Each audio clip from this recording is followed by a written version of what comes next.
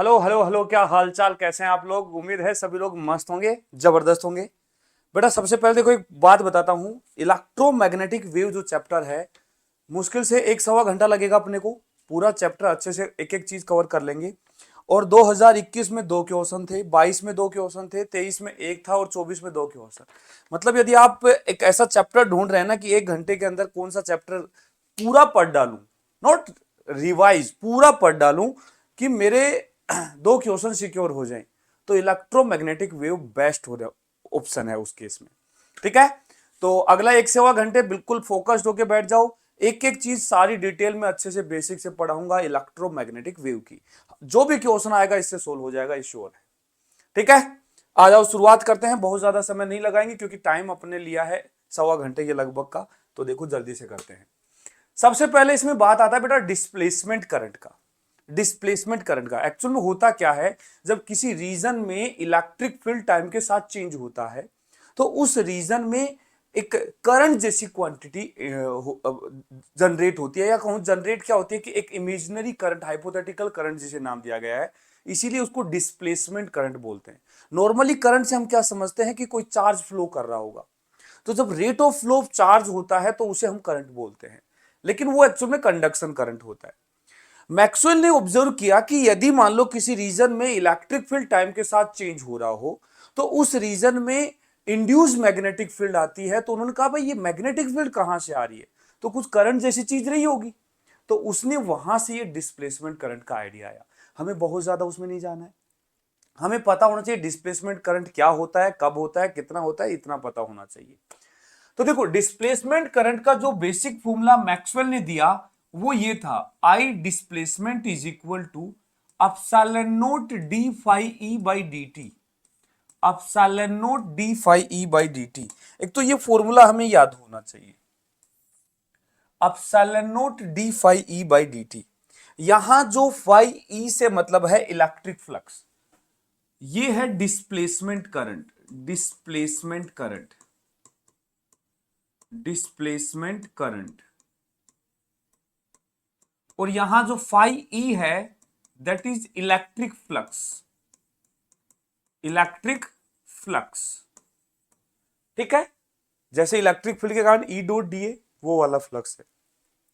अब देखो बेटा ये स्पष्ट बता रहा है कि फ्लक्स जब चेंज होगा, बेसिकली इलेक्ट्रिक फ्लक्स किसी सरफेस से पास करने वाला जब चेंज होगा तो उस रीजन में एक इंड्यूस करंट, सॉरी इंड्यूस नहीं बोलूंगा, डिस्प्लेसमेंट करंट नाम दिया है इसको।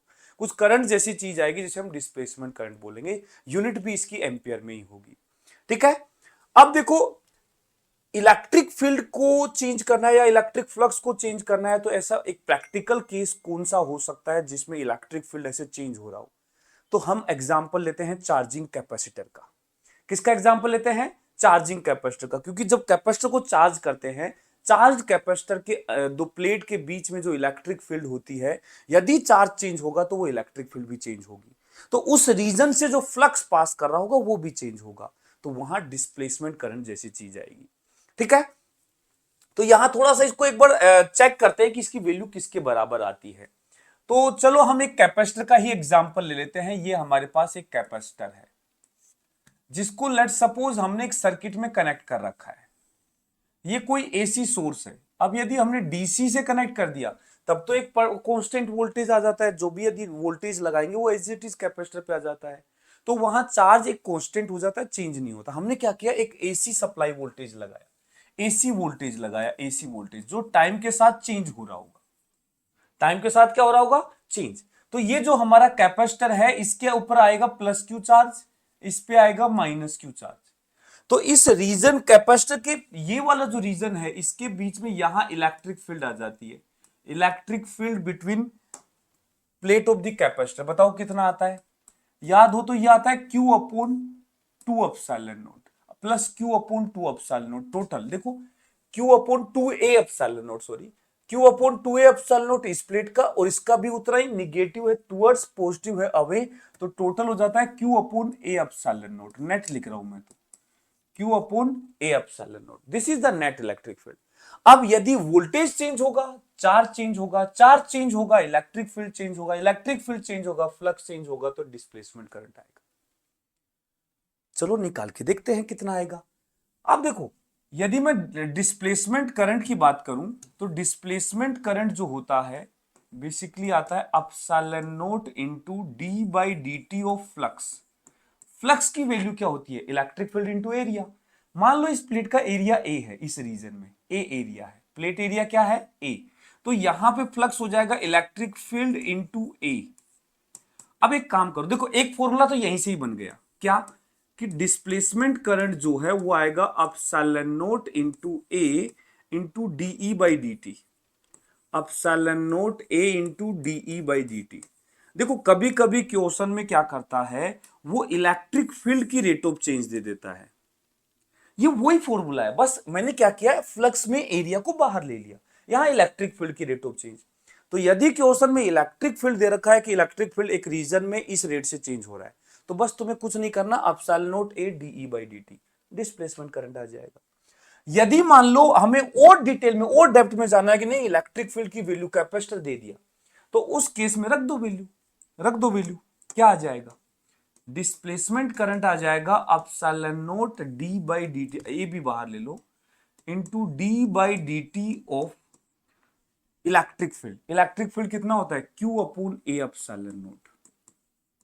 अब प्लेट एरिया फिक्स है, कट गया, एप्सिलॉन नॉट कांस्टेंट है, कट गया, बच गया क्या? D Q by d t. D Q by d t कुछ जाना पहचाना नहीं है, d Q by d t. ध्यान से देखो तो इस वायर से यहां से जो करंट फ्लो कर रहा होगा वो बेसिकली इसमें rate of change of charge तो होगा। अरे ये जो करंट होता है यही तो चार्ज को चेंज कर रहा है वहां पे। इसको हम बोलते हैं कंडक्शन करंट, आईसी। कैपेसिटर से जो कंडक्शन कर, सी फॉर कंडक्शन है यहां पे, मतलब जो वायर में जो करंट फ्लो कर रहा है ना यहां एक्सटर्नल इस वायर में, दैट इज कंडक्शन करंट, वो होता है d Q by d T. तो ये बेसिकली आईसी है।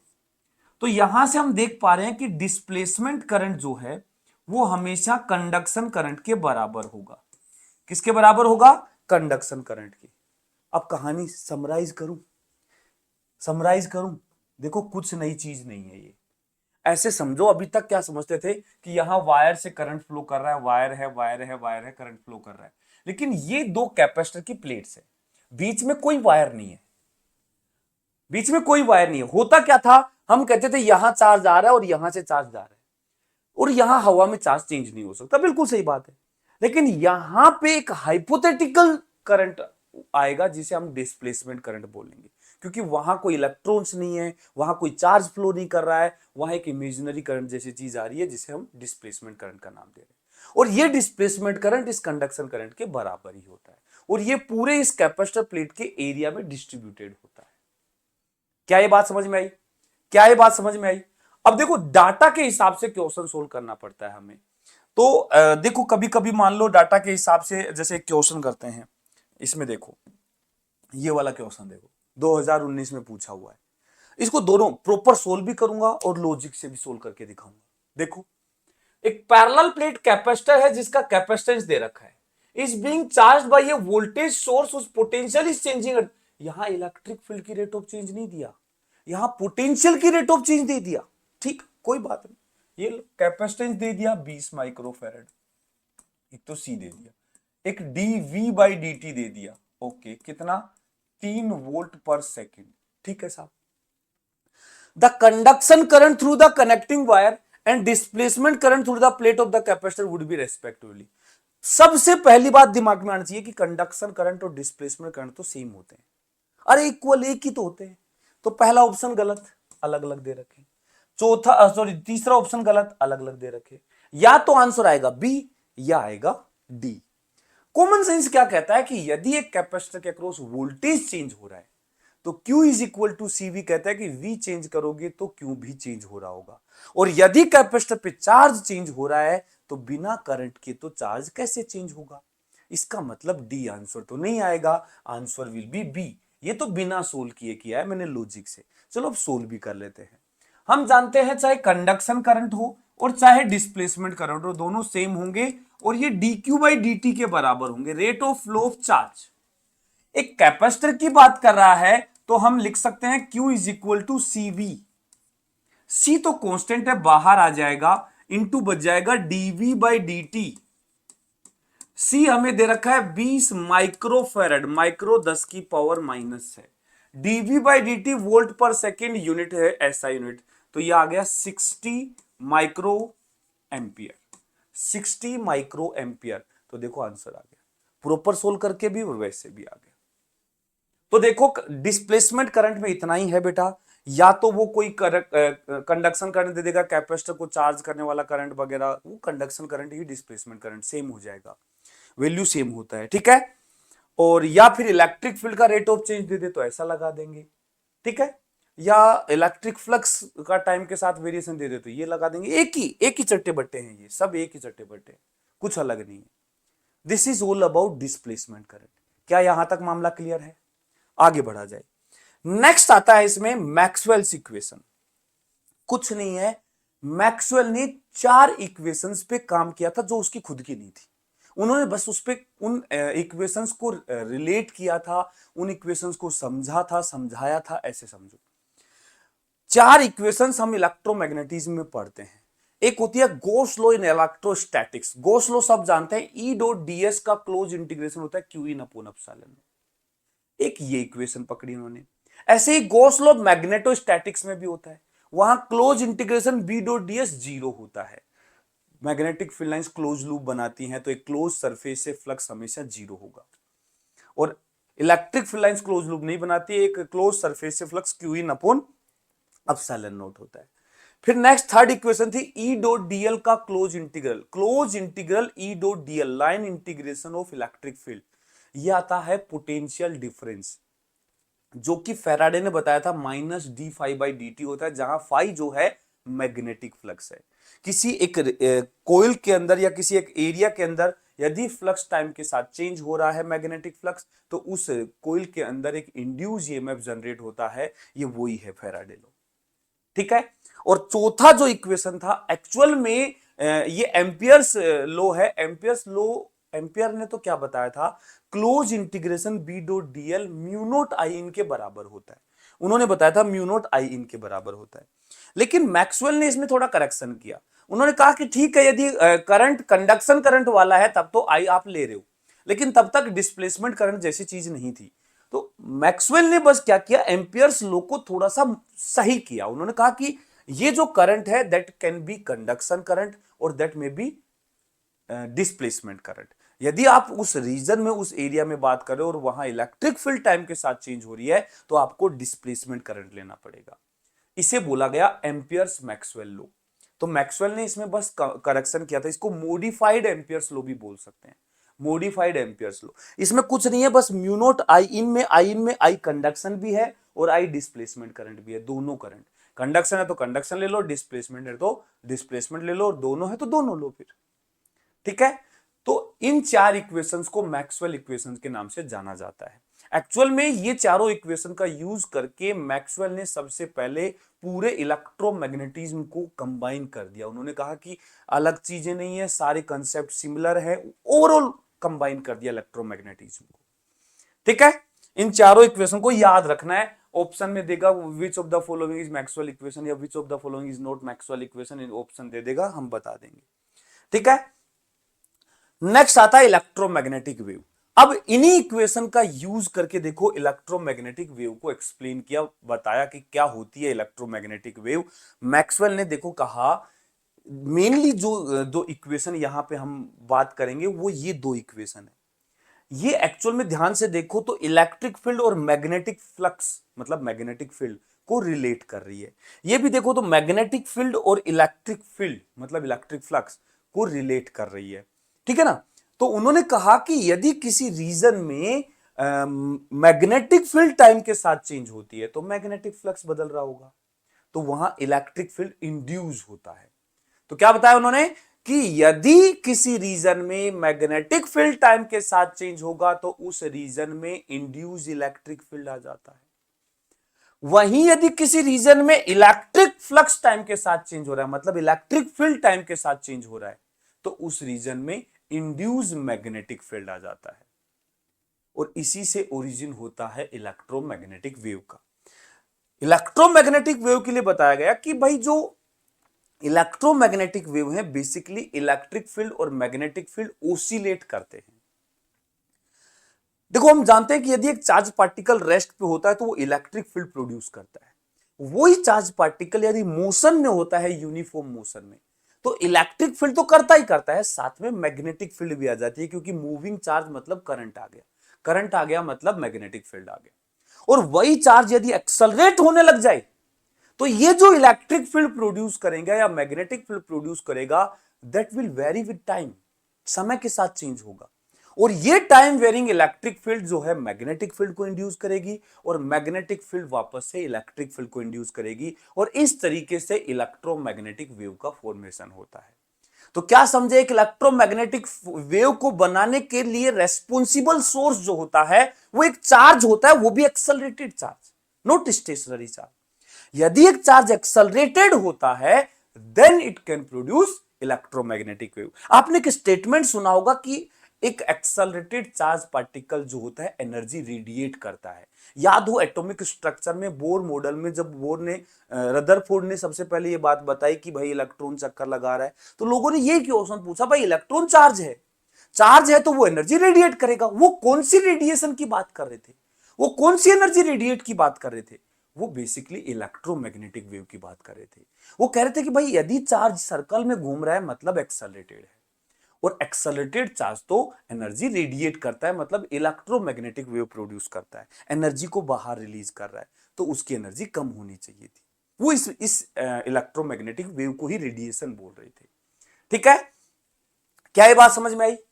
तो अब देखो इलेक्ट्रोमैग्नेटिक वेव को हम समझते हैं थोड़ा डिटेल में, उसकी इक्वेशन कैसी होती है। ये भी एक वेव है बेसिकली, तो वेव की जैसी ही इसकी इक्वेशन होगी, लेकिन यहां पे पार्टिकल का डिस्प्लेसमेंट नहीं होता, यहां कोई मीडियम पार्टिकल नहीं होते हैं जो डिस्प्लेस हो रहे होते हैं। नॉर्मली रस्सी की वेव की बात करें तो उसके मीडियम पार्टिकल डिस्प्लेस हो रहे हैं।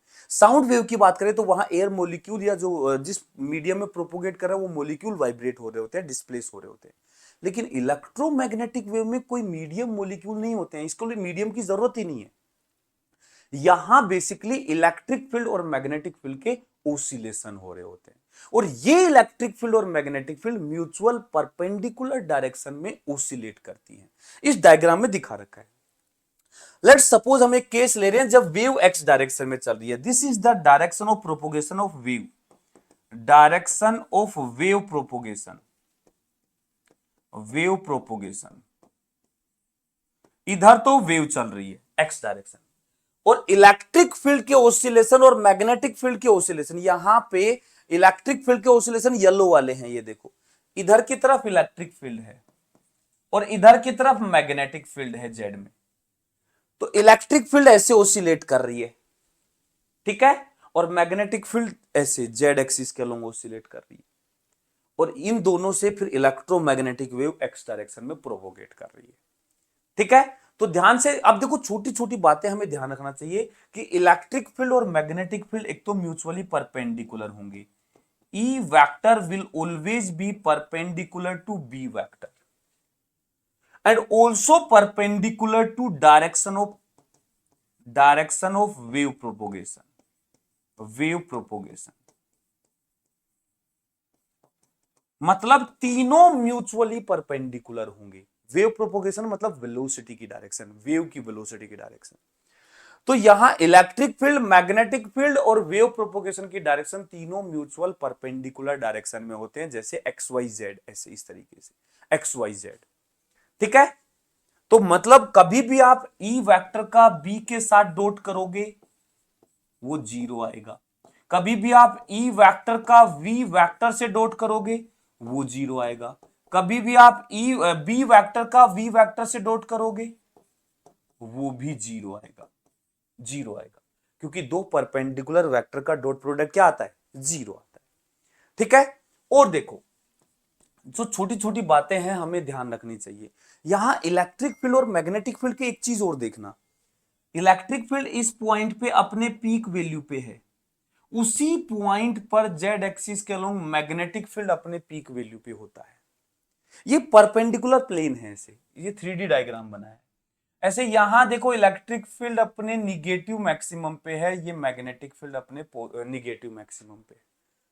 तो इस तरीके से इलेक्ट्रिक फील्ड और मैग्नेटिक फील्ड देखो दोनों एक साथ जीरो हो रहे हैं, यहां दोनों जीरो हैं, दोनों एक साथ पीक पे जा रहे हैं।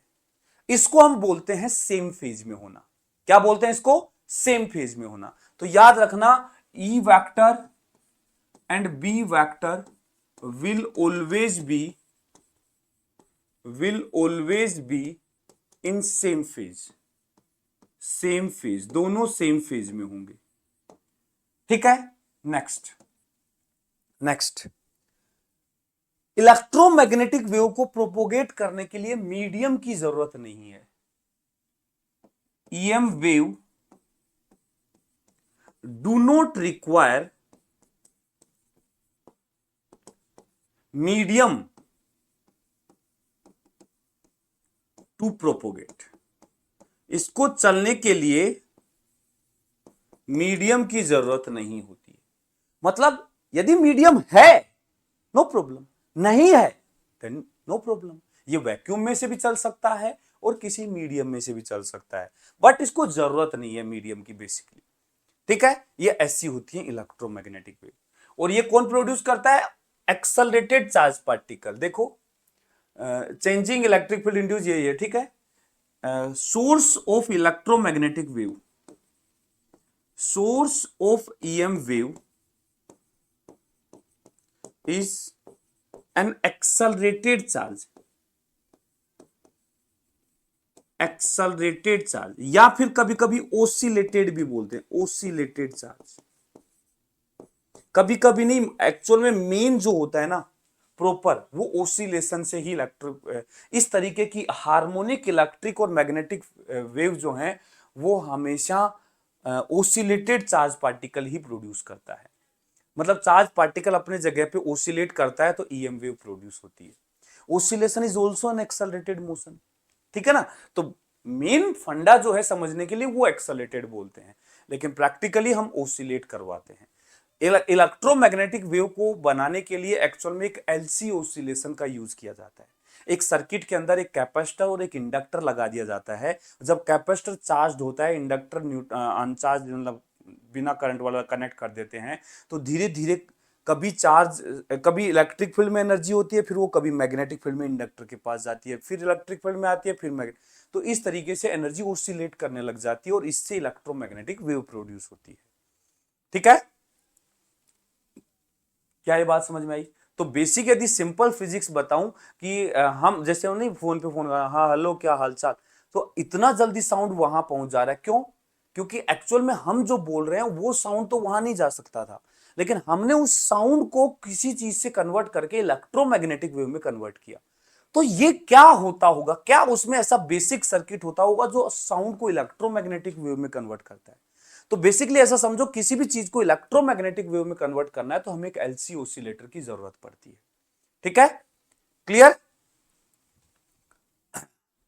चलो, यदि मैं बात करूं इलेक्ट्रिक फील्ड और मैग्नेटिक फील्ड की इक्वेशंस की, तो देखो बेसिक इक्वेशन जो होगी इलेक्ट्रिक फील्ड की और मैग्नेटिक फील्ड की, equation of electric field and magnetic field, ये ओसिलेट करते हैं।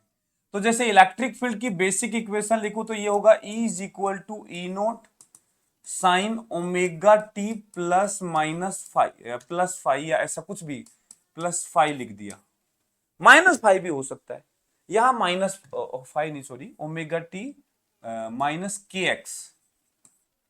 ठीक है ना, प्लस फाइव भी इसमें साथ में हो सकता है फेज एंगल।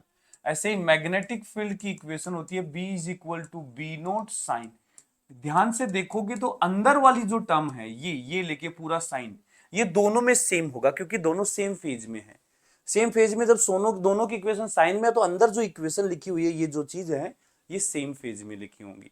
तो ऐसी इक्वेशन होती है। ये है इक्वेशन ऑफ ए वेव, ये वेव की इक्वेशन है, इक्वेशन ऑफ ए वेव। याद है वेव की इक्वेशन में, याद हो तो वेव में हम डिस्प्लेसमेंट को जो है x और t के फंक्शन में लिखते थे, तो हार्मोनिक वेव यही आती थी, y is equal to a sine omega t के माइनस KX या प्लस KX।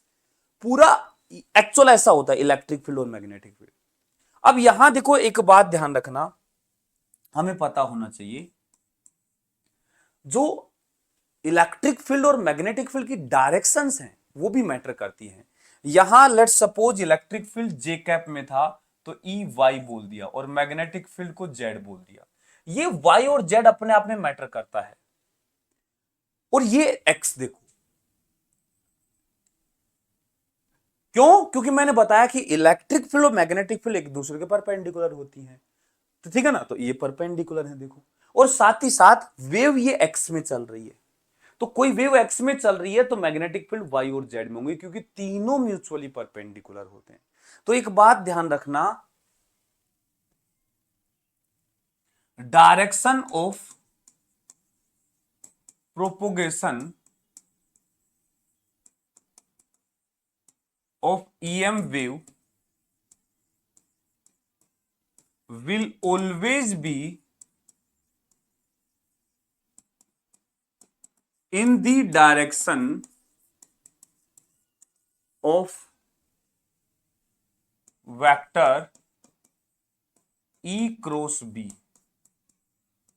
याद रखना, जो वेलोसिटी होती है ना इलेक्ट्रोमैग्नेटिक वेव की, वो हमेशा E क्रॉस B के डायरेक्शन में होती है। तो हमें इलेक्ट्रिक फील्ड की एक पर्टिकुलर डायरेक्शन देगा मैग्नेटिक। पहली बात तो ये कि वो जो इलेक्ट्रिक और मैग्नेटिक फील्ड हमें दे रहा है, they should be perpendicular to each other, पहली कंडीशन। और ठीक, अब दो परपेंडिकुलर इलेक्ट्रिक फील्ड और मैग्नेटिक फील्ड दे दिया। परपेंडिकुलर दो वेक्टर तो ऐसे ऐसे ऐसे ऐसे ऐसे किधर भी हो सकते हैं। तो जब दो परपेंडिकुलर वेक्टर दे दिए तो उससे हम ये कैसे पता करें कि वेव किधर चल रही होगी? तो हम E क्रॉस B से पता करते हैं। और E क्रॉस B का मतलब क्रॉस प्रोडक्ट हमें करना आना चाहिए। किसी को नहीं आता है तो मैं सिखा देता हूं क्रॉस प्रोडक्ट कैसे करते हैं। जैसे I cap, J cap, K cap ऐसे लिख लो। सिंपली क्या होता है, वो किसी एक डायरेक्शन में इलेक्ट्रिक फील्ड, किसी एक में मैग्नेटिक फील्ड और फिर तीसरी डायरेक्शन में वेलोसिटी। तो कैसे निकालेंगे? मान लो I और J में इलेक्ट्रिक और मैग्नेटिक फील्ड है, तो I और J का जो क्रॉस है, I और J का जो क्रॉस है वो K में आएगा। I J का K में आएगा, J K का I में आएगा, K I का J में आएगा। अब उसमें भी जैसे I और J का K में आएगा, लेकिन प्लस का K कैप आएगा या माइनस का K कैप, ये कैसे डिसाइड करेंगे? तो उसके लिए तरीका होता है कि यदि क्लॉकवाइज घूम रहे हैं, मतलब क्रॉस में जब ऐसे क्लॉकवाइज चल रहे हैं तो आंसर पॉजिटिव साइन के साथ देते हैं। यदि एंटी क्लॉकवाइज चल रहे हैं तो निगेटिव साइन के साथ आंसर देते हैं।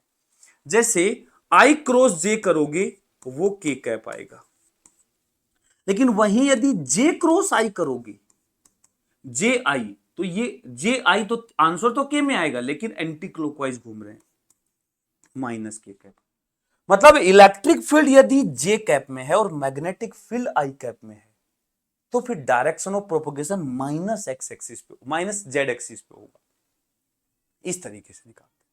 तो जैसे अभी हम जो केस देख रहे थे, इसमें इलेक्ट्रिक फील्ड Y में है J कैप और ये K कैप। तो तुम ही बताओ J क्रॉस K क्या आएगा? J cross K, J K answer आएगा I। क्लॉकवाइज घूम रहे हैं तो प्लस का I। तो देखो यहां जो डायरेक्शन ऑफ प्रोपोगेशन है प्लस I। वहीं यदि ये इलेक्ट्रिक और मैग्नेटिक फील्ड उल्टे हो जाए, मतलब मैग्नेटिक इधर हो जाए, इलेक्ट्रिक इधर हो जाए, तो फिर E क्रॉस B जो है वो आएगा K cap cross J cap. और K क्रॉस J जो है K क्रॉस J तो माइनस I कैप आएगा, तो वेव उधर जाएगी। मतलब direction of wave propagation E cross B के हेल्प से निकाला जाता है। क्या ये बात क्लियर हुई? अभी क्वेश्चंस के थ्रू भी क्लियर करेंगे, टेंशन ना लो। अब देखो इक्वेशन को समराइज करता हूं। ये इक्वेशन बेसिकली पूरा वेव वाली कंसेप्ट है, पूरे वेव कंसेप्ट है, कुछ भी अलग चीज नहीं है। मैं आपको सामने देखो एक एक चीज बताते जा रहा हूं। नॉर्मली इलेक्ट्रिक फील्ड और मैग्नेटिक फील्ड की इक्वेशंस में मोस्टली इलेक्ट्रिक फील्ड की इक्वेशन यूज करता है, बट जो चीजें हमने इलेक्ट्रिक फील्ड के लिए लिखे हैं वो सेम मैग्नेटिक फील्ड के लिए भी होंगे। यहां E की जगह B हो जाएगा, E नोट की जगह B नोट, बाकी कुछ चेंज नहीं होगा, कुछ चेंज नहीं होगा। बस इलेक्ट्रिक और मैग्नेटिक फील्ड में ये पीक वैल्यू और इंस्टेंटेनियस वैल्यू को E से बजाय B से लिखा जाता है।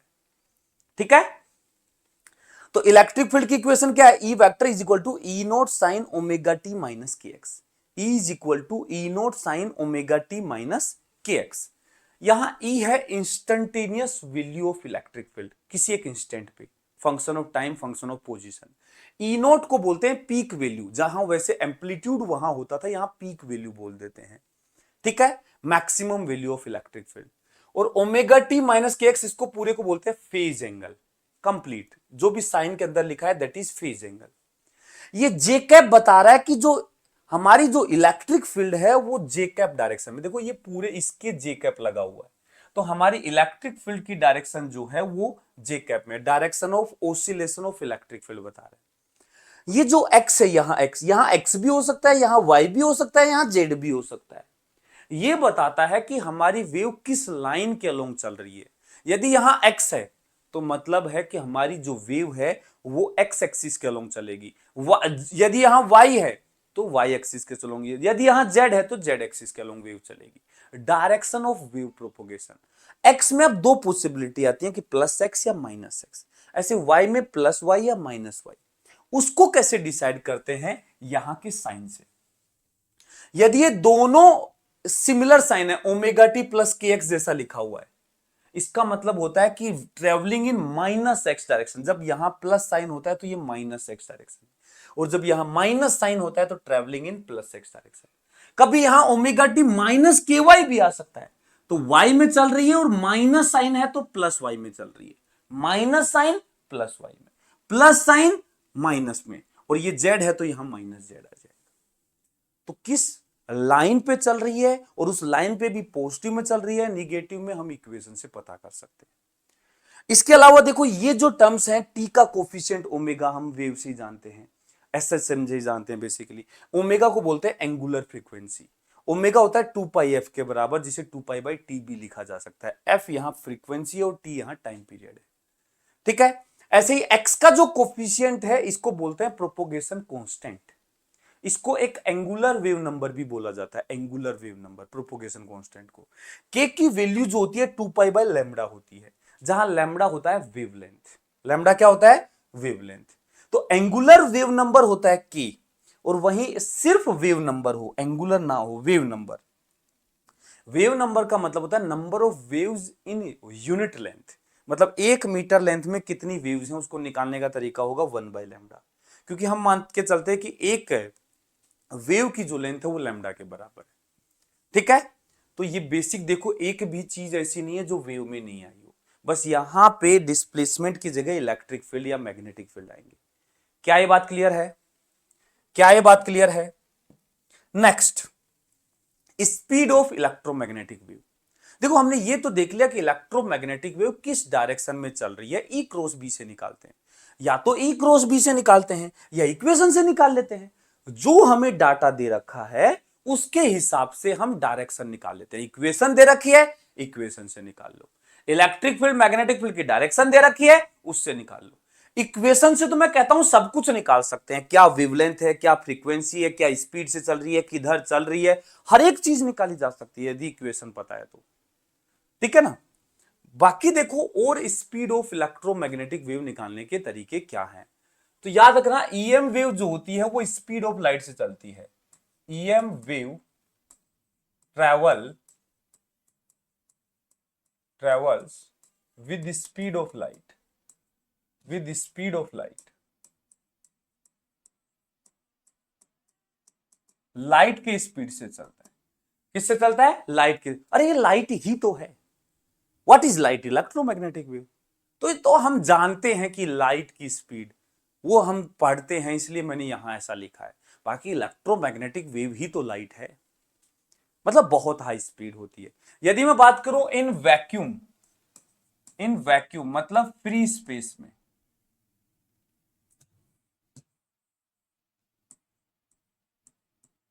इन वैक्यूम या फ्री स्पेस की बात करूं तो स्पीड ऑफ लाइट जो होती है सी के बराबर होती है, सी से लिखते हैं।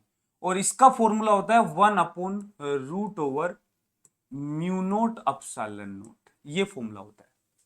वैक्यूम के अंदर स्पीड ऑफ लाइट का जो फॉर्मूला होता है 1/√ओवर म्यू नोट अपसाइलन नोट होता है, ठीक है।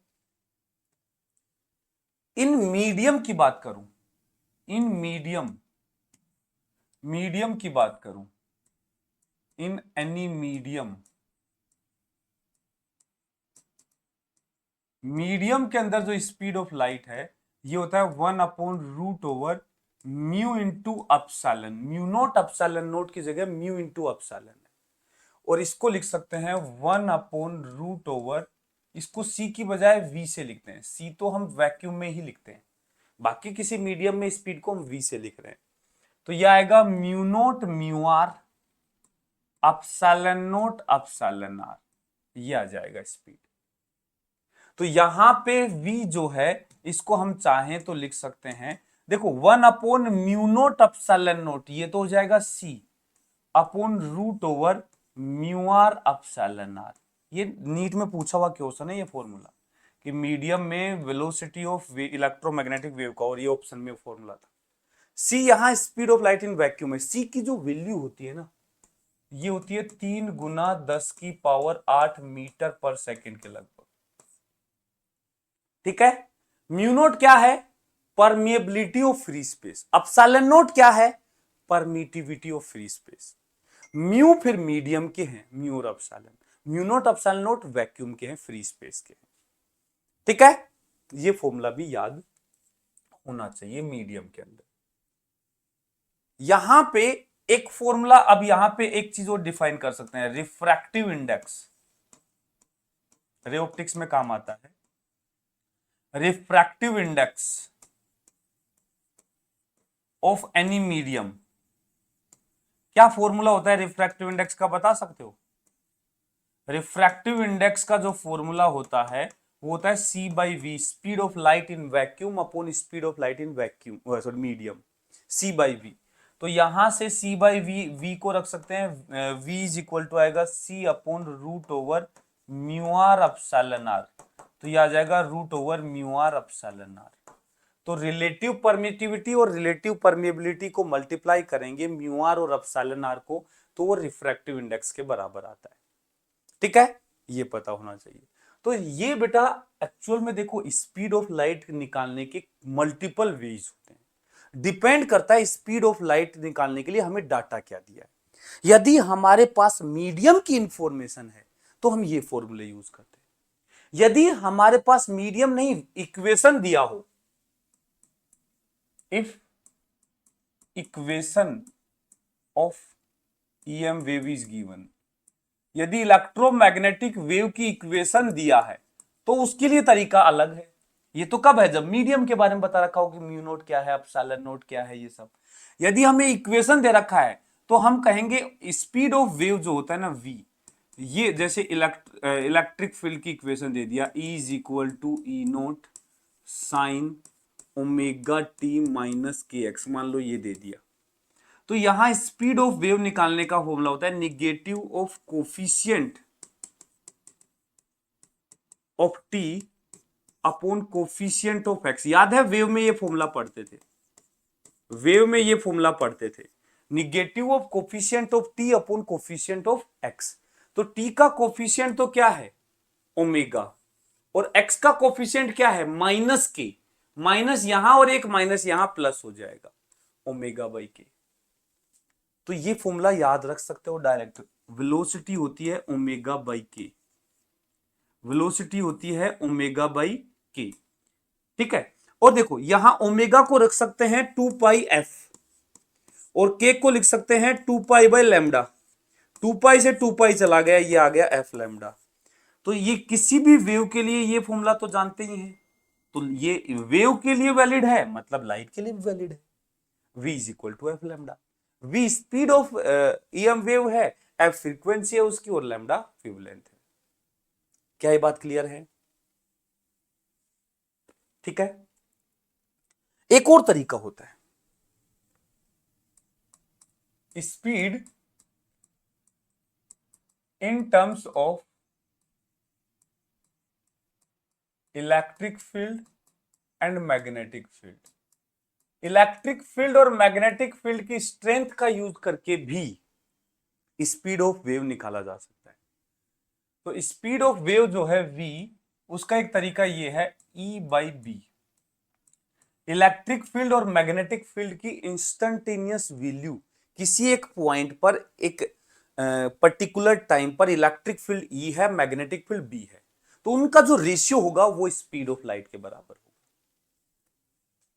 ऐसे ही हम चाहें तो पीक वैल्यू भी ले सकते हैं E naught by B naught, और ऐसे हम चाहें तो आरएमएस वैल्यू भी ले सकते हैं। सर ये आरएमएस क्या आ गया, अरे एसी में नहीं पढ़ते क्या अल्टरनेटिंग करंट में, पीक वैल्यू का 1/√2 टाइम्स आरएमएस वैल्यू होती है। पीक वैल्यू का 1/√2 टाइम्स, एसी में बताया मैंने ये, ठीक है ना, स्मार्ट वन शॉट में। तो पीक वैल्यू का 1/√2 RMS हो जाता है। तो चाहे तो इंस्टेंटेनियस ले लो, चाहे पीक वैल्यू ले लो, चाहे RMS वैल्यू ले लो, ये तीनों ही रेशियो जो है स्पीड ऑफ लाइट को रिप्रेजेंट करते हैं। यहां ये जो है पीक सॉरी इंस्टेंटेनियस वैल्यू है, इंस्टेंटेनियस वैल्यूज, ये है पीक वैल्यूज, और ये है RMS वैल्यूज, ठीक है। ये है स्पीड ऑफ EM वेव,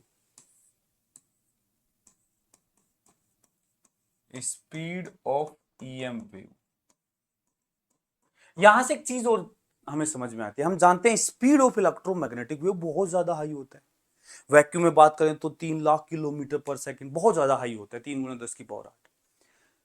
तो इसका मतलब ये हाई होने का मतलब है कि इलेक्ट्रिक फील्ड की स्ट्रेंथ जो है मैग्नेटिक फील्ड से बहुत हाई होनी चाहिए, और ऐसा ही होता है।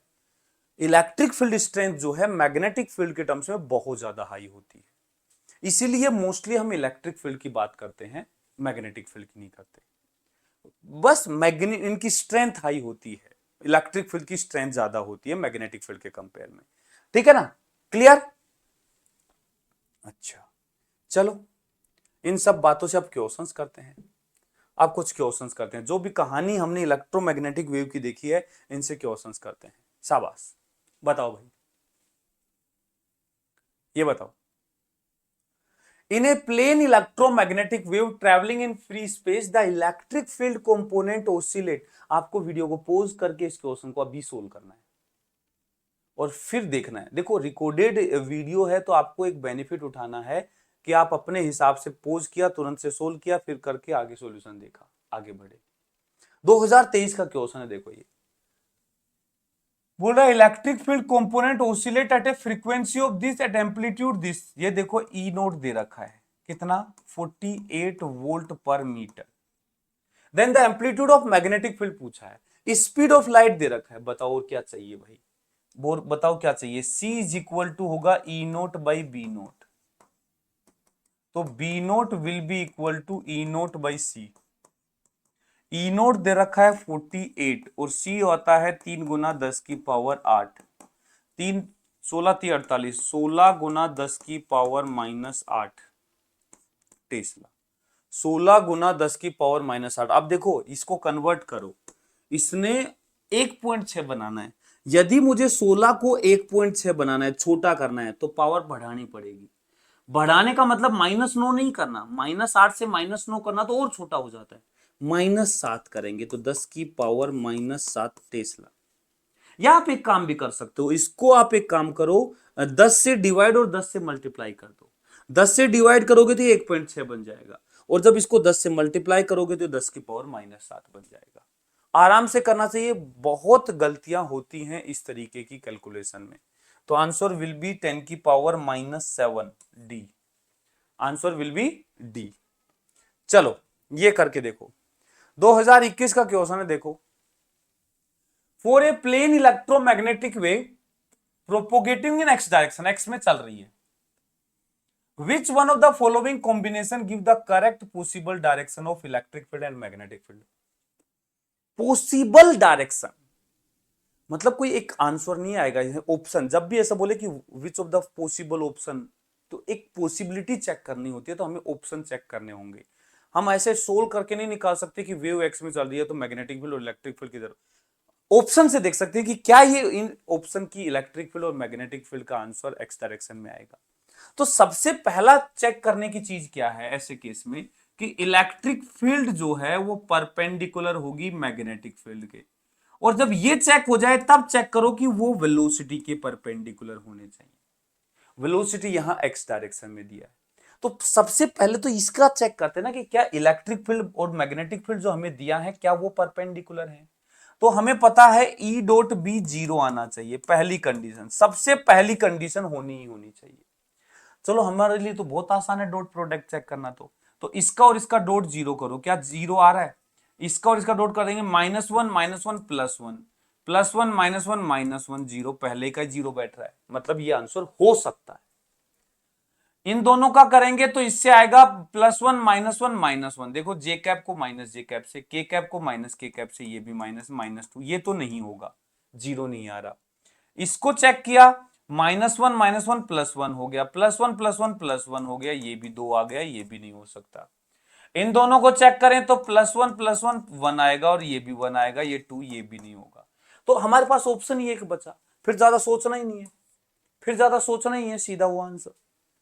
मतलब यदि ऑप्शन सिर्फ एक ही ऑप्शन ऐसा है जिसमें ई और बी परपेंडिकुलर, हम जानते हैं इलेक्ट्रोमैग्नेटिक वेव के लिए वो तो परपेंडिकुलर होने ही चाहिए, बाकी तो और बाद में देखेंगे।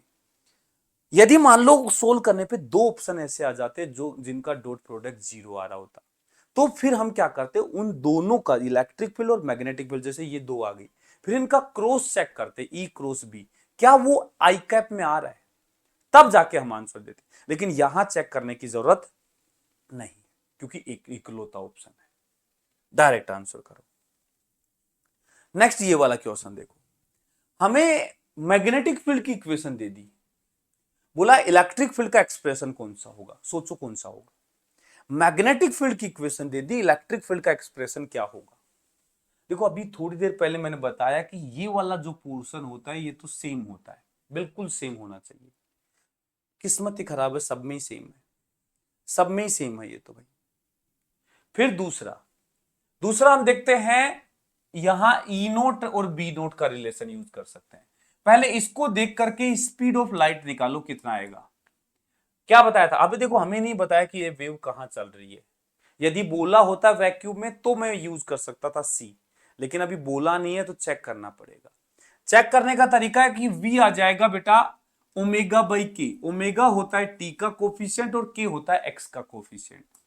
तो टी का को याद रखा करो, ओमेगा टी का कोफिशिएंट होता है, तो टी का कोफिशिएंट तो ये हो गया 1.5 गुना 10 की पावर 11, और x का कोफिशिएंट हो गया 0.5 गुना 10 की पावर 3, 5 तिया 15 आ गया, और ये आ गया 10 की पावर 8, ये तो वही आ गया वैक्यूम वाला ही, 3 गुना 10 की पावर 8 आ गया, बहुत अच्छी बात है। अब देखो हम जानते हैं कि v जो होता है वो ई नोट बाई बी नोट के बराबर होता है।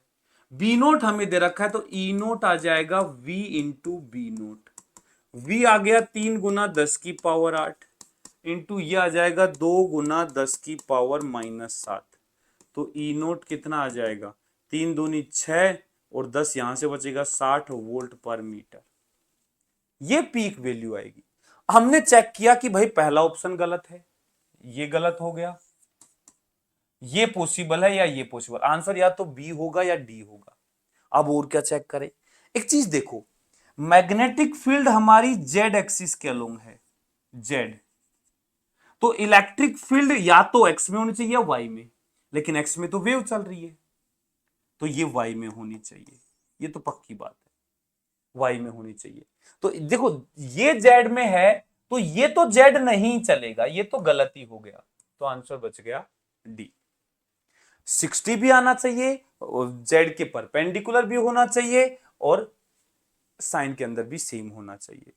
देखो इक्वेशन से ऐसे एक इक्वेशन से दूसरी इक्वेशन निकाली जा सकती है। इलेक्ट्रिक फील्ड पता है मतलब मैग्नेटिक फील्ड पता है, मैग्नेटिक फील्ड पता है मतलब इलेक्ट्रिक फील्ड पता है, ठीक है। ये देखो इसकी वेवलेंथ निकालना है 2020 नीट, खुद से करो, खुद से करो, कुछ नहीं है। वेवलेंथ का फॉर्मूला क्या बताया था, k is equal to 2π/λ।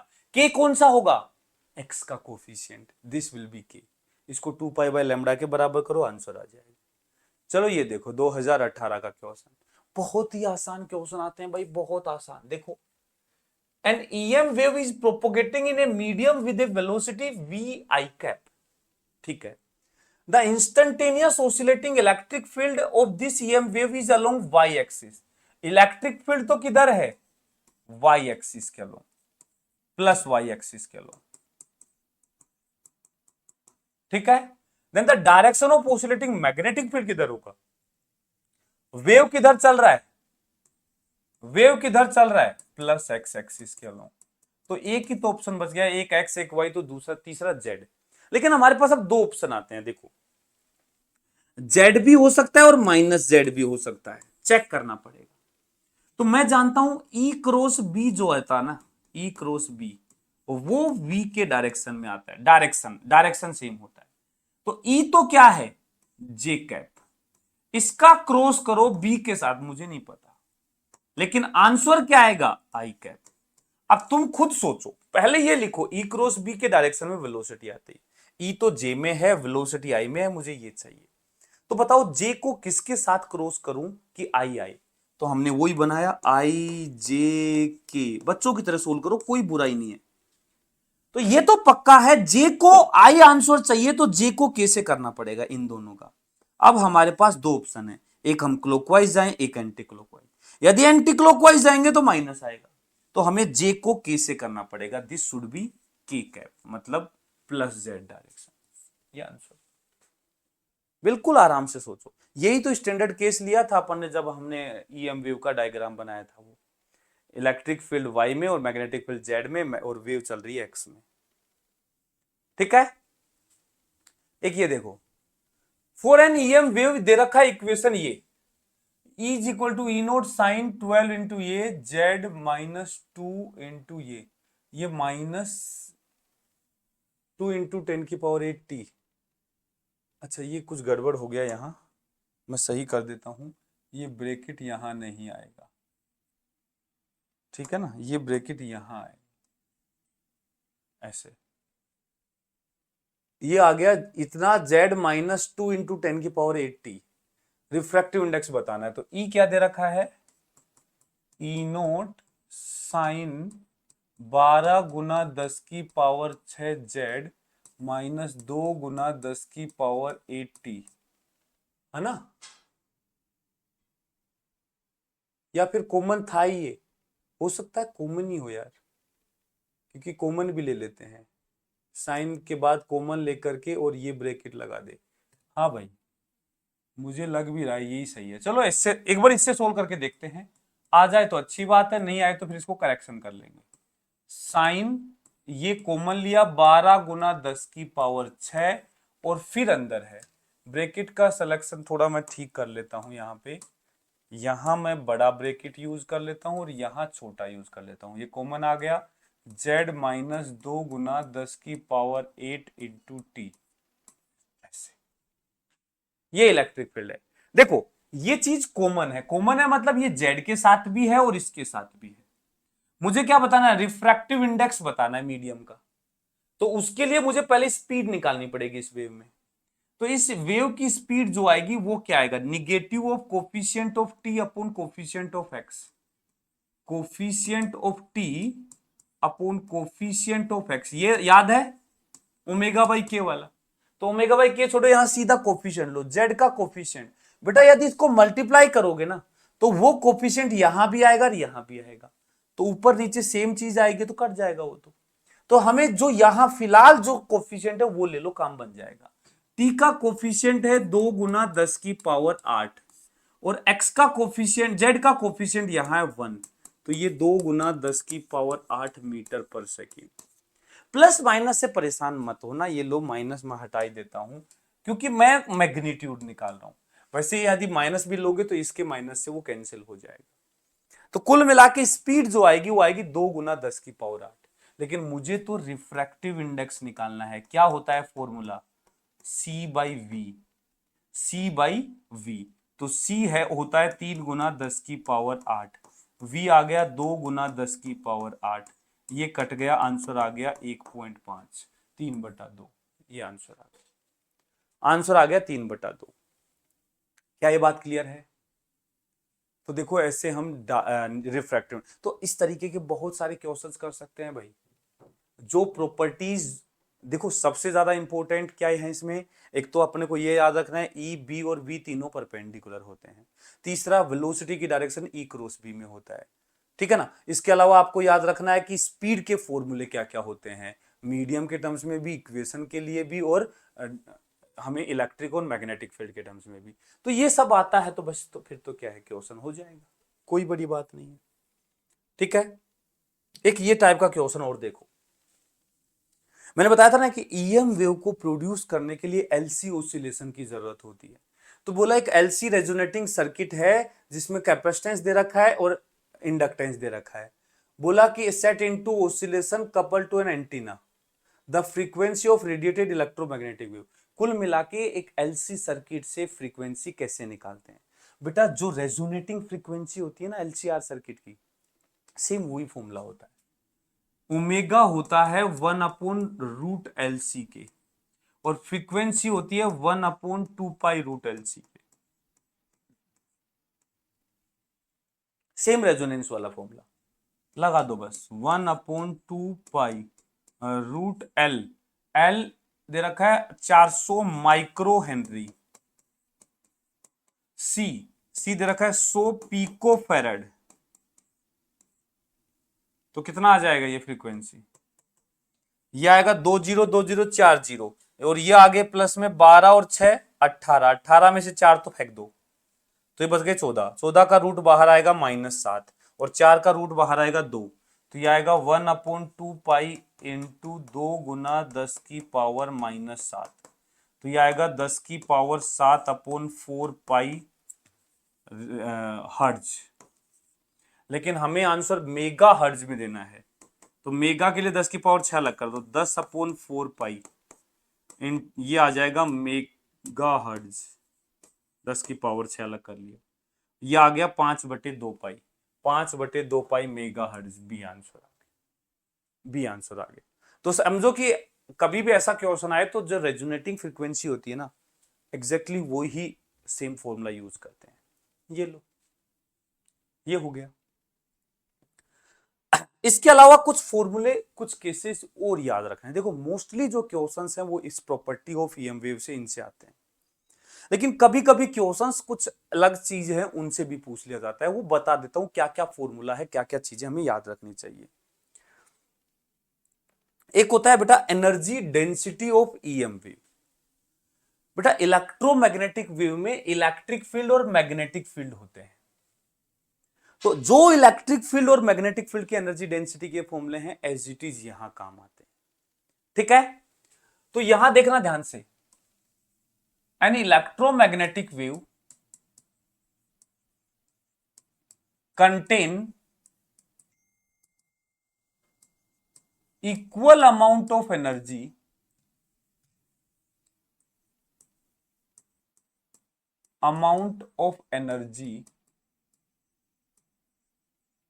in electric field and magnetic field।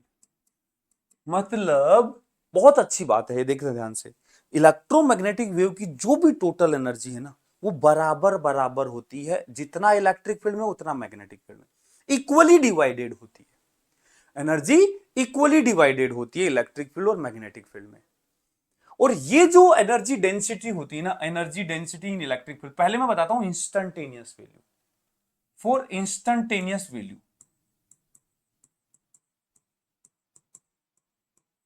Instantaneous energy density, energy density, इसके दो फॉर्मूले होते हैं। एक होता है ½ एप्सिलॉन नॉट ई स्क्वायर, ये होती है इन इलेक्ट्रिक फील्ड, और एक होता है b²/2 म्यू नॉट, ये होता है इन मैग्नेटिक फील्ड। आप जब सोल्व करोगे ना तो ये दोनों बराबर आती है, दोनों क्या होंगी बराबर, नोट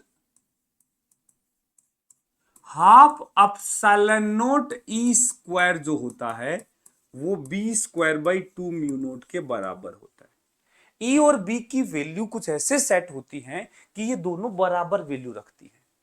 तो यदि हमें टोटल एनर्जी डेंसिटी निकालनी हो ना, total energy density, total energy density, total energy density, तो बेसिकली मैं इनमें से किसी का भी डबल कर दूं, इसका डबल कर दो या इसका डबल कर दो, तो टोटल आ जाएगी epsilon not E square, epsilon not E square total energy density होगी। लेकिन बेटा याद रखना, यदि हम इंस्टंटेनियस वैल्यू की बात कर रहे हैं तो ये जो ई बी जितने भी यूज कर रहे हैं, these are also instantaneous value, instantaneous value of electric field. ये सारी इंस्टेंटेनियस वैल्यू हैं, कभी ज्यादा समय के साथ बदल रही होगी, जगह के साथ बदल रही होगी, क्योंकि इंस्टेंटेनियस की बात कर रहे हैं। तो ये तो बता दिया मैंने इंस्टेंटेनियस के टर्म्स में, क्योंकि ये फॉर्मूले होते हैं, हम जानते हैं। लेकिन एक्चुअल में हमारे जो काम आती है, हमसे जो पूछेगा वो एवरेज वैल्यू की बात करेगा, क्योंकि इंस्टेंटेनियस तो जगह जगह जगह जगह बदल रही होगी, टाइम के साथ भी बदल रही होगी एक ही जगह पे। तो अब उसके तो कोई यूजफुल चीज नहीं हुई ना। यदि मुझे एक एवरेज की बात करना हो तो एवरेज एनर्जी डेंसिटी देखो क्या होती है। For average energy density, average energy density, average energy density ये भी दोनों में बराबर डिवाइड होगी। एवरेज वैल्यू क्या होता है, half epsilon not E square की एवरेज वैल्यू ले लो। थोड़ा सा यदि बताऊं तो ई का फॉर्मूला क्या था, E naught sine omega t minus k x. जब E naught sine omega t minus k x का स्क्वायर करोगे तो ये आएगा E naught square sine square omega t minus k x. तो बेटा half epsilon naught E naught square तो सब कांस्टेंट है, लेकिन जो साइन वाली टर्म है उसका जब एवरेज वैल्यू निकालते हो तो साइन स्क्वायर का एवरेज आता है 1/2। साइन स्क्वायर है ई स्क्वायर में, तो साइन स्क्वायर का एवरेज 1/2 आता है। तो एवरेज वैल्यू हो जाती है 1/4 epsilon naught E naught square. यहां ई था, यहां ई नोट हो गया। What is E naught, peak value, peak value. तो यहां 1/4 हो जाता है, क्योंकि साइन स्क्वायर की एवरेज वैल्यू 1/2 होती है। ऐसे ही B square by 2 mu naught की जगह 4 म्यू नोट मैग्नेटिक फील्ड में होगी। और यदि आप ध्यान से देखोगे तो ये जो एनर्जी डेंसिटी है ये बराबर होती है। 1/4 epsilon naught E naught square की value B naught square by 4 mu naught के बराबर होती है। ठीक है ना। तो टोटल एवरेज एनर्जी डेंसिटी आएगा ना, total average energy density, energy density. तो टोटल के लिए मुझे इसका डबल कर देना होगा, डबल। तो इसका डबल आ जाएगा half epsilon naught E naught square. ये फॉर्मूला आपको याद रखना है, ये याद रखना है। टोटल एनर्जी डेंसिटी एवरेज जो होती है वो half epsilon naught E naught square होता है। यहां जो ई नोट है ये पीक वैल्यू है, peak value of electric field. But याद तो कर लेते हैं, लेकिन मैंने ये पूरा क्यों समझाया है, क्योंकि नॉर्मली हमारे दिमाग में क्या आता है कि half epsilon naught E naught square, sir ये तो इलेक्ट्रिक फील्ड की एनर्जी है, मतलब मैग्नेटिक फील्ड में नहीं होती क्या साहब, या सिर्फ ये इलेक्ट्रिक फील्ड की है? नहीं, ये टोटल है बट एवरेज है। ये टोटल वैल्यू है, एवरेज है, दोनों में बराबर होती है। Half epsilon naught E naught square की जो वैल्यू आएगी, आधा इलेक्ट्रिक फील्ड में होगा, आधा मैग्नेटिक फील्ड में होगा, बराबर डिवाइडेड होता है। ठीक है, क्लियर। तो एक तो ये फॉर्मूला याद रखना है। एक होता है इंटेंसिटी का फॉर्मूला, इलेक्ट्रोमैग्नेटिक वेव में इंटेंसिटी, एनर्जी डेंसिटी के फॉर्मूले को स्पीड ऑफ लाइट से मल्टीप्लाई कर दो, इंटेंसिटी आ जाती है, डायरेक्ट याद रख लो। तो इंटेंसिटी का फॉर्मूला होता है, एवरेज इंटेंसिटी की बात हो रही है, सीधा मैं एवरेज की बात करूंगा। एवरेज वैल्यू ऑफ इंटेंसिटी, तो यह आएगा आई एवरेज, आई सीधा लिख रहा हूं, यह आएगा half epsilon naught E naught square into सी।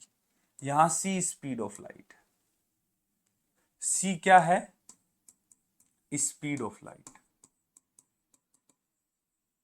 पूरी कहानी यहां भी एग्जैक्ट सेम है। इंस्टेंटेनियस चाहिए तो half epsilon naught E square into सी इलेक्ट्रिक फील्ड में, half epsilon naught E square into सी मैग्नेटिक फील्ड में।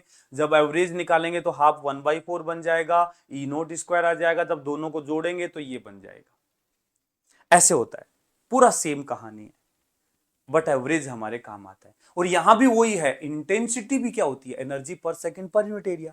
तो एनर्जी बराबर डिवाइड होती है, मतलब इंटेंसिटी बराबर डिवाइड होती है in terms of electric field and magnetic field.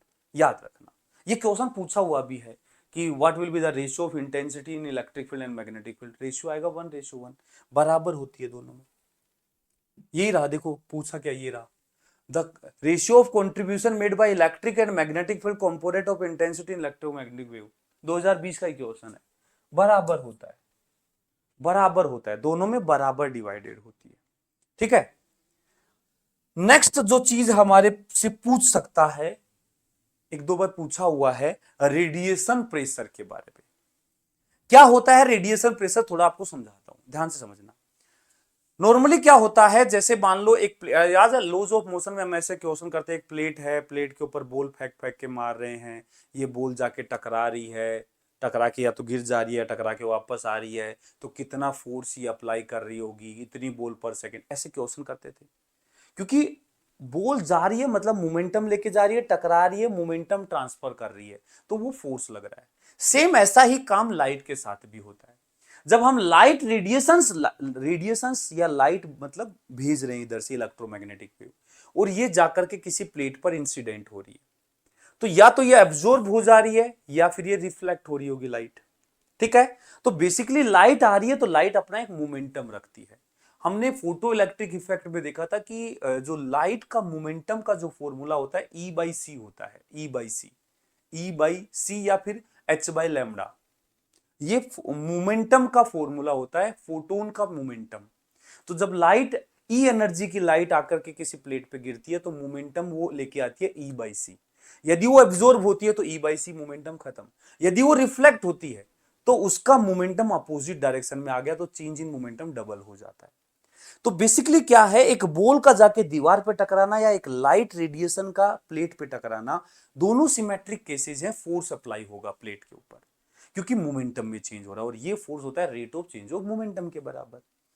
तो इस फोर्स का क्या फॉर्मूला होगा, डिफरेंट डिफरेंट केस हम पढ़ते हैं। तो यहां दो केसेस हम पढ़ते हैं, देखो बहुत ज्यादा डेप्थ में नहीं जाएंगे इसमें, हम केस पढ़ रहे हैं कि प्लेट के परपेंडिकुलर लाइट आ रही है, परपेंडिकुलर, प्लेट के परपेंडिकुलर, नॉर्मल इंसिडेंस बोलते हैं। तो ऐसे नॉर्मली आ रही है, ए एरिया की प्लेट है, आई इंटेंसिटी की लाइट आगे गिर रही है, तो यहां पे कितना फोर्स जाके अप्लाई करेगी, देखो मैंने प्रॉपर डेराइव कर रखा है, डेरिवेशन पे ध्यान मत दो, मैं तो कह रहा हूं डायरेक्ट याद करो। कितना, रेडिएशन फोर्स का फॉर्मूला होता है आई ए बाई सी।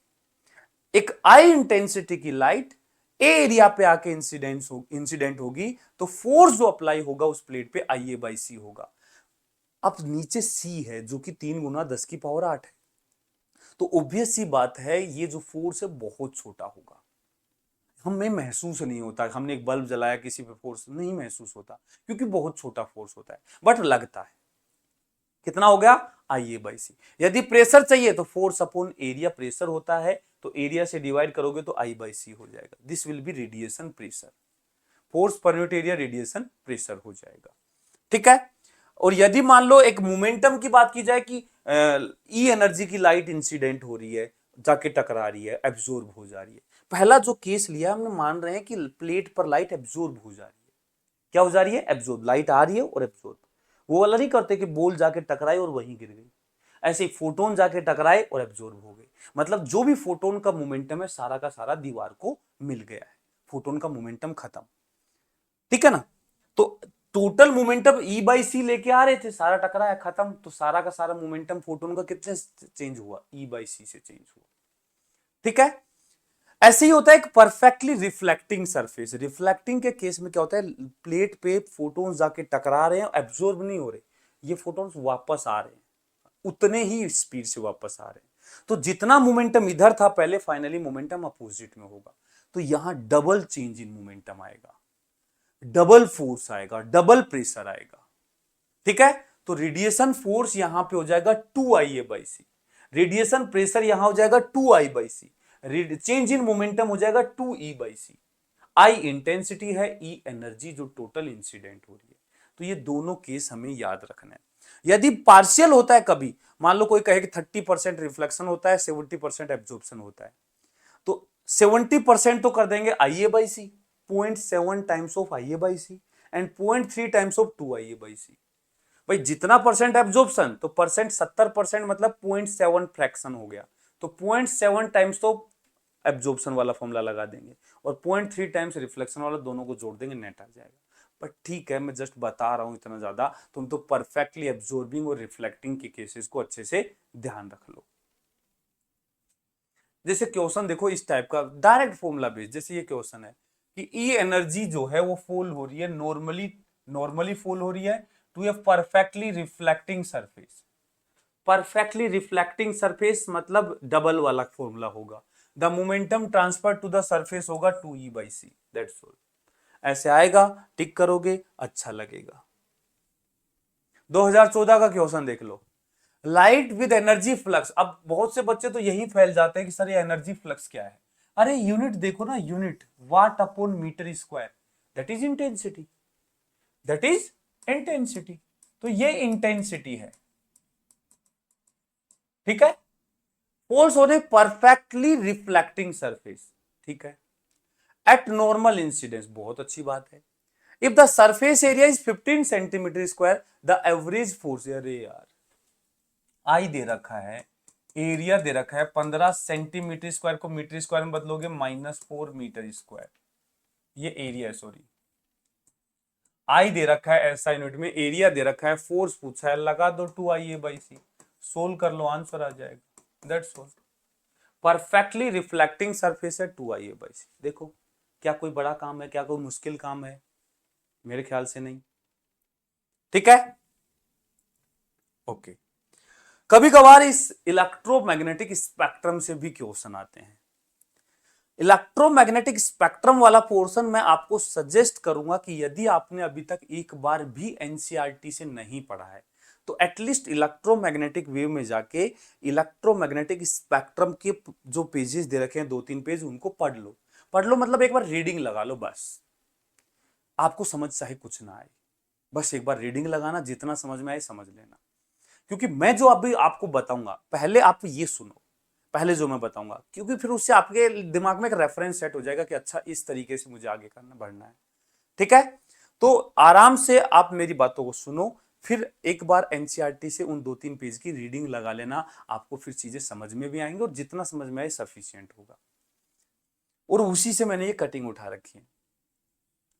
देखो एक ये इलेक्ट्रोमैग्नेटिक स्पेक्ट्रम मतलब पूरा इलेक्ट्रोमैग्नेटिक वेव की फ्रीक्वेंसी, लो फ्रीक्वेंसी से हाई फ्रीक्वेंसी रेंज को पूरा एक साथ दिखा रखा है, ठीक है ना। तो ये देखो ऐसे इस तरीके से हम ऊपर जा रहे हैं, बढ़ती हुई फ्रीक्वेंसी है, फ्रीक्वेंसी बढ़ेगी वेवलेंथ घटेगी, ये तो पक्का है, फ्रीक्वेंसी बढ़ेगी वेवलेंथ घटेगी। फॉर्मूला होता है v is to f lambda, ठीक है, v यहां स्पीड ऑफ लाइट है। हमें अब ये इसमें बहुत सारे ऐसे दे रखे हैं, उन्होंने समझा भी रखा है वहां पे थोड़ा सा, इतना चीजें इतना सीक्वेंस हमें रटा जाएगा नहीं, तो हमें क्या क्या रटना है उसको देखो यहां पे मैंने दिखाया है। एटलीस्ट ये सीक्वेंस याद रखो, उसमें रेडियो वेव नीचे, में नीचे से उसमें ऊपर बढ़ रहा हूं, इसमें नीचे आ रहा हूं, ठीक है। सबसे कम फ्रीक्वेंसी मतलब सबसे कम एनर्जी वाली वेव जो होती है वो रेडियो वेव होती है। रेडियो वेव से ज्यादा होती है माइक्रोवेव, फिर इंफ्रारेड, फिर लाइट, लाइट मतलब विजिबल, ये विजिबल लाइट की बात हो रही है, ये विजिबल है, विजिबल स्पेक्ट्रम। और ये है यूवी रेज, अल्ट्रावायलेट, फिर एक्स रेज, गामा रेज। देखो कैसे याद रखते हैं, विजिबल के रिलेटिव में याद रखो, विजिबल, विजिबल से ज्यादा होती है अल्ट्रावायलेट, ये विजिबल, विजिबल से ज्यादा अल्ट्रावायलेट, फिर X rays, gamma rays, visible से जस्ट कम इंफ्रारेड, इंफ्रारेड से कम माइक्रोवेव, माइक्रोवेव से कम radio waves, radio waves least energy की होती हैं। हमारे आसपास बहुत सारी रेडियो वेव्स हैं, हमें कुछ फर्क नहीं पड़ रहा, एनर्जी कम है। यहीं यदि गामा रेज होती तो हमारी हड्डियां चूर चूर हो जाती, एक्सरे होती तो हमारा एक्सरे करती रहती, वो मतलब वो थोड़ी खतरनाक एनर्जेटिक रेज होती हैं, ठीक है। इनका वेवलेंथ का भी एक आइडिया दे रखा है, आपको थोड़ा सा रिलेटिव याद होना चाहिए चीजें। जैसे विजिबल का याद रखो, लगभग 400 से 700 नैनोमीटर के आसपास विजिबल होता है, तो जस्ट 400 से 700। अब देखो एनर्जी कम होने का मतलब, जैसे विजिबल से कम इंफ्रारेड की होती है, एनर्जी कम तो वेवलेंथ ज्यादा होती है। विजिबल की होती है 700 नैनोमीटर तक, तो उससे ज्यादा पे कौन होगा, इंफ्रारेड। उससे 400 से कम पे कौन होगा, 400 से कम पे अल्ट्रावायलेट होगा।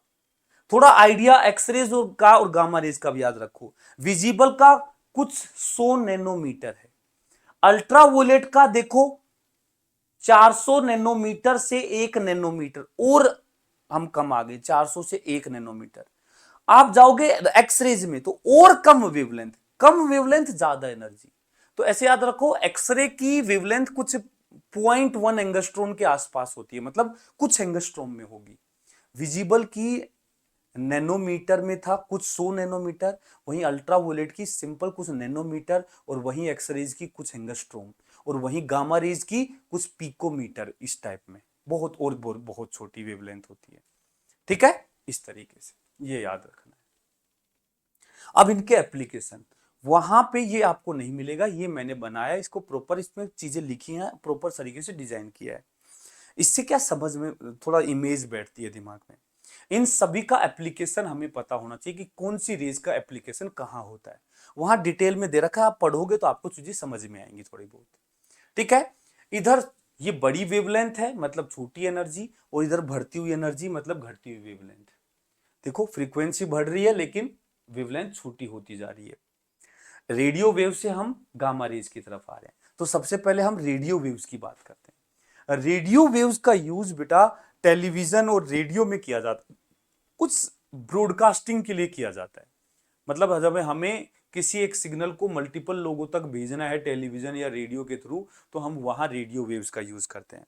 वहीं माइक्रोवेव जो होती है ये कुछ सेलेक्टेड सिग्नल में यूज करते हैं इसको, जैसे रडार में हुआ या टेलीफोन लाइंस में हुआ, और या फिर अब टेलीफोन का मतलब ये तो है नहीं टेलीफोन से हम एक कॉल करके हजारों करोड़ों लोगों के पास भेजेंगे।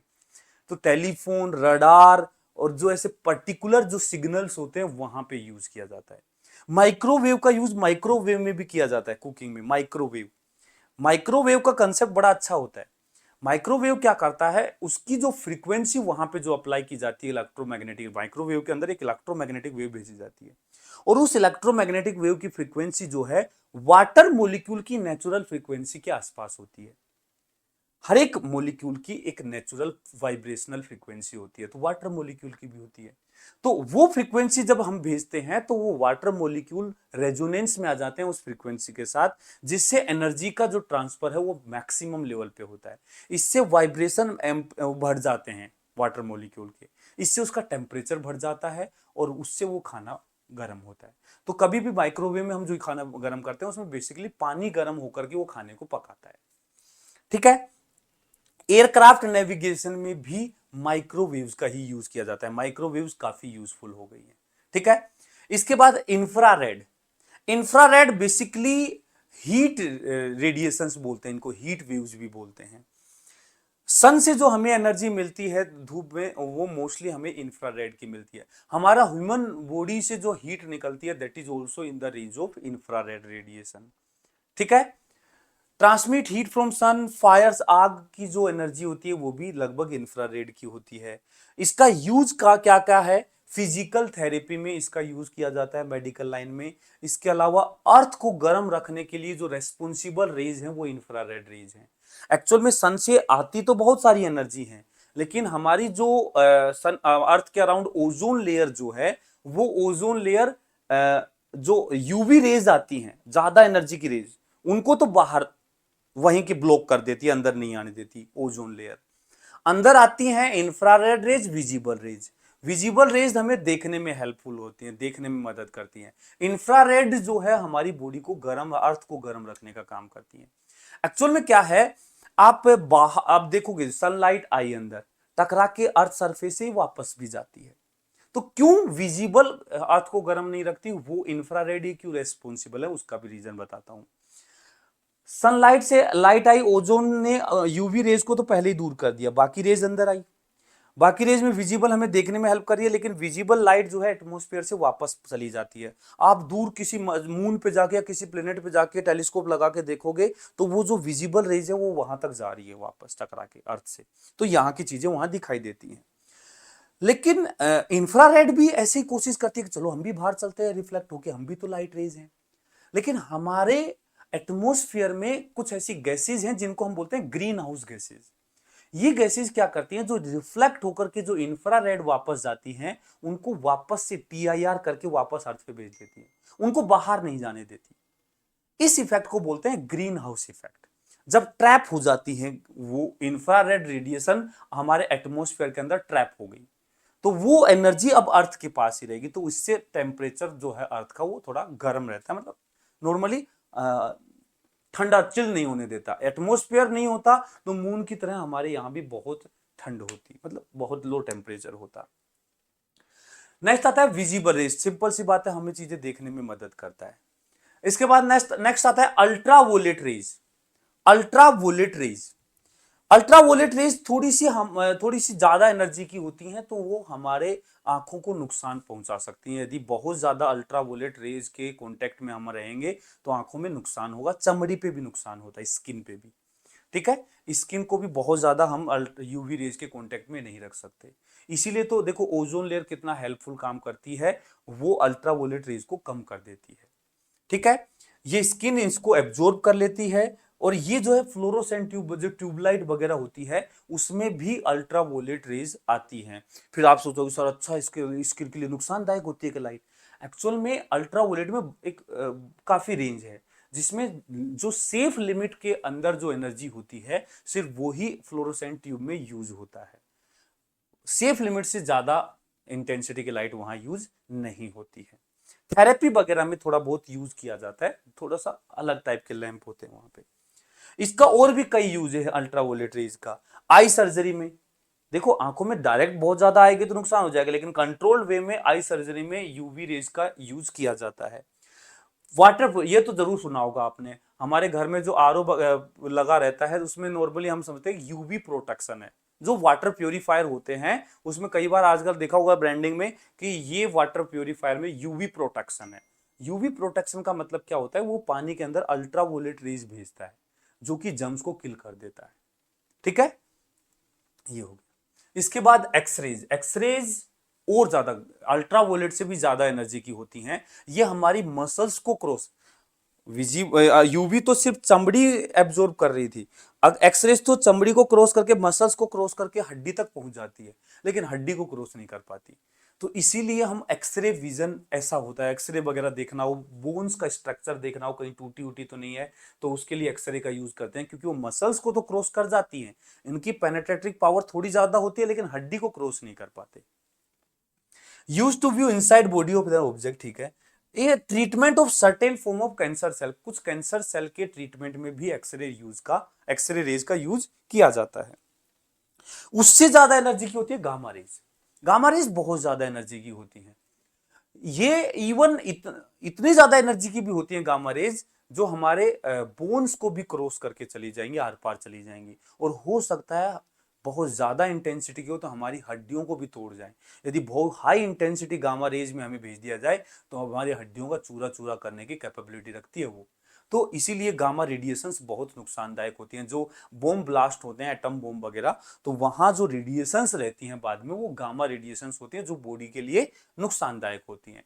हमारे बहुत सारे शरीर में इफेक्ट देखने को मिल सकते हैं, आप जानते हैं ये चीज। तो इनका यूज मेडिकल लाइन में कंट्रोल्ड वे में गामा रेज का यूज किया जाता है to kill cancer cell. Cancer cell को डिस्ट्रॉय करने के लिए गामा रेज का यूज किया जाता है। ठीक है, ये हमारे कुछ यूजेज हैं। एक बार फिर भी आप एनसीईआरटी की रीडिंग लगा लेना, यही सारी कहानी वहां पे भी दे रखी है, समझ में आएंगी। आप कुछ क्वेश्चंस जल्दी से करते हैं, स्पीड से, बहुत स्पीड से। EM wave with shortest wavelength, बेटा याद रखना, वेवलेंथ छोटा चाहिए, शॉर्टेस्ट वेवलेंथ चाहिए, तो एनर्जी ज्यादा होगी। एनर्जी ज्यादा होगी तो हाईएस्ट एनर्जी की कौन सी होती है? Gamma rays. Gamma raise. Next, the energy of EM wave is of the order of 15 kilo electron volt.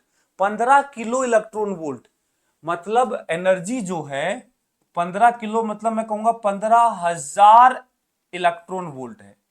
तो यदि मैं लैम्डा निकालूं तो फोटोन की वेवलेंथ निकालने का तरीका होता है h c by energy, h c by E होता है एच सी बाई लैम्डा, तो लैम्डा होता है एच सी बाई ई। मतलब मैं कह सकता हूं 12,400, फॉर्मूला यूज करते हैं ना, 12,400 upon energy in electron volt, तो ये 15,000 इलेक्ट्रॉन वोल्ट। तो जब इसको डिवाइड करोगे तो 1240 सॉरी 124/150, तो ये लेस देन 1 एंगस्ट्रोम आएगा। ये एंगस्ट्रोम में आता है डायरेक्ट, फॉर्मूला ही होता है 12,400 अपॉन एनर्जी को इलेक्ट्रॉन वोल्ट में रखो, वेवलेंथ एंगस्ट्रोम में आएगा। तो एक एंगस्ट्रोम से भी कम, मतलब ये कौन सी रेज की बात कर रहा है?